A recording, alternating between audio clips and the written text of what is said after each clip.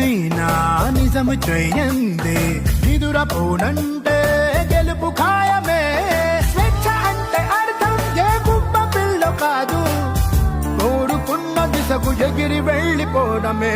రయ్యి రయ్యిమంటూ రెక్క విప్పుకుంటూ వచ్చి వాళ్ళనే మనస్సు సొంత బూటిలో